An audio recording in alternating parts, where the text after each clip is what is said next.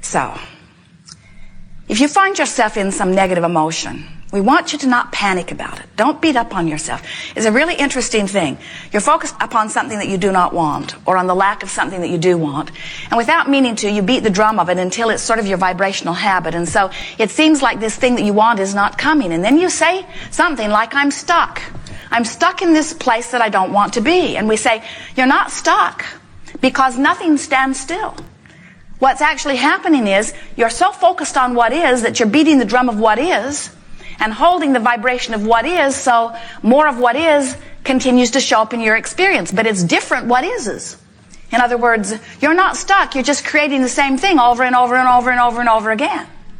So rather than saying, I don't have enough money, I'm stuck in not enough money, instead begin saying a more accurate assessment, I keep recreating not enough money. I keep beating the drum, so I keep creating the same circumstances over and over again, but they are changing circumstances. The faces are changing, the places are changing, the circumstances are changing. I just keep recreating the same thing. I keep recreating this thing that I want, or I keep recreating this thing that I don't want, but understand, you are not stuck. You are never standing still. You are always pulsing a vibration, and the universe is always responding to your pulsing vibration. So when you say, I get it. I am pulsing a vibration and the universe is responding to my pulsing vibration, and I have control over the vibration that I pulse, now you're on your way to deliberate creating. I can affect the way I feel by choosing the thought that feels better. But sometimes what happens? So you've been beating a drum, meaning talking about it, thinking about it, talking about it, observing, thinking about it, talking about it, join groups, talking about it, thinking about it. A sort of pattern of vibration is going on within you. Your friends say, how are you? You say, I thought you'd never asked. Now you can send out emails in the gross. You can put people on your email list and send bad news instantaneously to all of them at the same time. So as you are beating the drum of this thing that you do not want, sometimes not even realizing that you're doing it, and then creating this thing that you do not want, then in this awareness that you're not where you want to be, now you feel negative emotion about the negative emotion. In other words, it just sort of compounds itself. And then when you say, oh, here I am in this depression, I need to be in a place of positive emotion, and you reach for the positive emotion and you can't find it because it's not vibrationally accessible to you, then you feel more negative emotion because you know you should feel better. And that is the trap that we want to help you relieve yourself from here today. We want to help you to realize that you're never standing still, and you can't get to where you want to be all at once. No one can. So stop beating up on yourself about the vibration that you can't achieve, and just do your best to feel as good as you can feel right now. Reach for the best feeling thought that you can find. It's like if you are in San Diego and your destination today is Phoenix, and you find yourself in Yuma, you don't beat up on yourself because you're not in Phoenix. You say, I'm on my way to Phoenix. But we don't see that so much, where you are standing in the place of sickness and you want wellness, and you're in this place of not wellness and you're beating up on yourself. And we say, you're on the way, you're on the way, you're on the way. You can't stand still. You're always on the way. You're always on the way to something. So wouldn't you like to be really on your way to Phoenix? You don't go from San Diego to Yuma to San Diego to Yuma, San Diego to Yuma to San Diego to Yuma to San Diego to Yuma to San Diego to Yuma when you're really on your way to Phoenix, because you don't beat up on yourself when you're in Yuma for not being in Phoenix.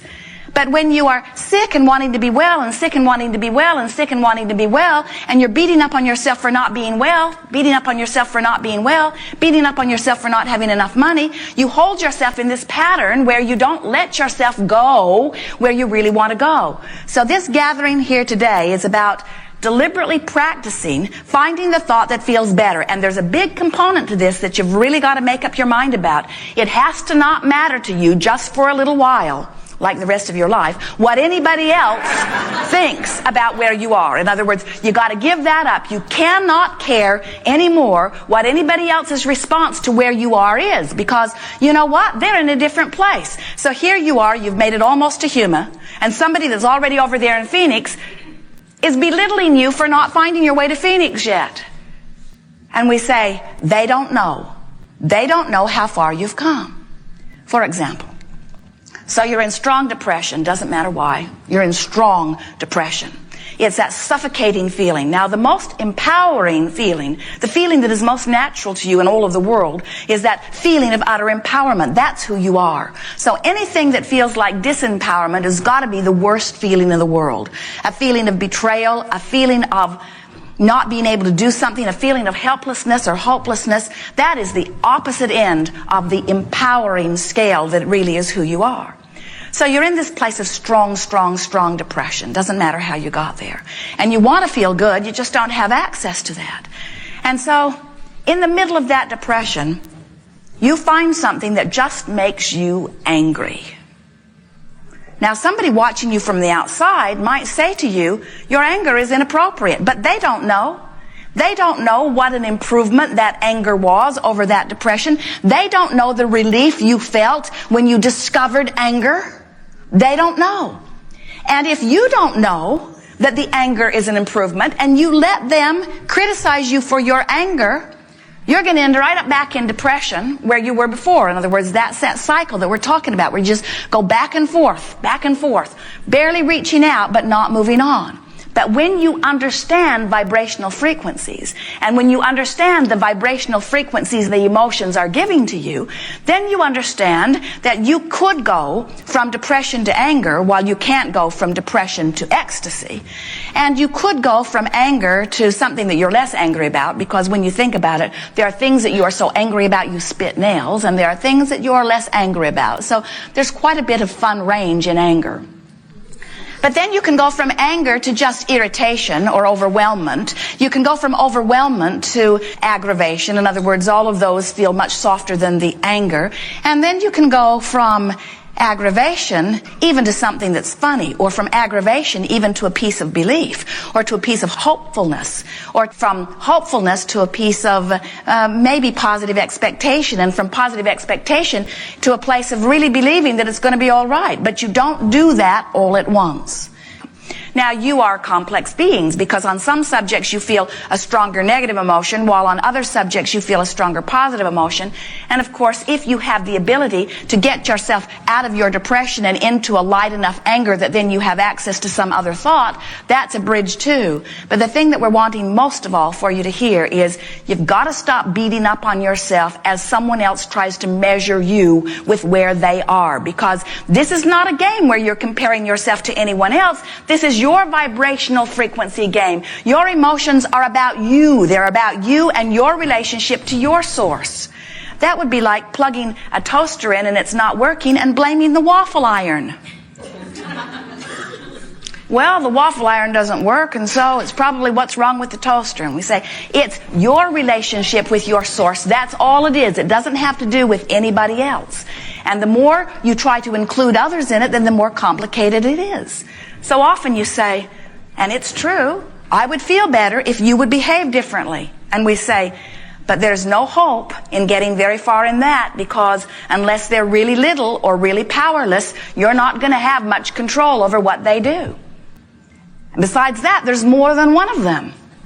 Haven't you noticed as soon as you get that one lined up to please you, that one squirts out the other edge and starts misbehaving? And so if your happiness depends upon controlling even one circumstance, you're in deep doo-doo, because you can't control the circumstances. All you have a prayer, and you do, of controlling is your own vibrational relationship with your own source. Esther said to Jerry, I like it when I have really good shock absorbers. And what she means is their monster bus had inadequate shock absorbers for its weight. And shortly after they took it out about a year ago, they hit a big bump and the shock absorbers lost their power. And then every little bump they hit, they were hitting bottom. And when something that big and that heavy hits a bump, it is a bump. And of course, they took it back to the factory and they put very adequate shock absorbers, so now Esther can wail down the freeway at outrageous speeds and hit all the bumps she wants, and they just fly in the air a little bit, but they're not hitting bottom. And Esther says, I like it when my shock absorbers are like that, where I am so connected with source energy that it does not matter what sort of ripples are in the way. I don't feel them because I ultimately know that all is really well in my world. I no longer need the world to line up in some specific way, whether it's the greater world out there, the world in Iraq, or the world in Washington, or the world of the economy, or even the world of my employees, or the world of my family. I don't want to need anybody to have to be different than they are in order for me to feel good. I want to be so aware of the way I feel and so aware of my choices in thought that I maintain my connection to my source so that the world can percolate along as it chooses, and I am joyful anyway. And we say, that is what unconditional love is. It says, the conditions do not affect my connection to my love or to my source. The conditions can be whatever they choose to be. They have nothing to do with me. My work is about paying attention to the things that are coming out of my mouth, the things that are moving through my mind, the things that I'm talking about, thinking about, speaking about, the drum that I am beating. My work is to do my best to beat the drum that feels the best to me. So, as we are moving forward here today, we are eager to talk with you about anything that is important to you. And you will notice that as we are moving along, there'll be a sort of pattern developing. In other words, you gathered in this room even before your bodies got here. You have been, many of you, thinking about this gathering for some time, and the energy is lined up for leading edge creation. It is co-creating at its best.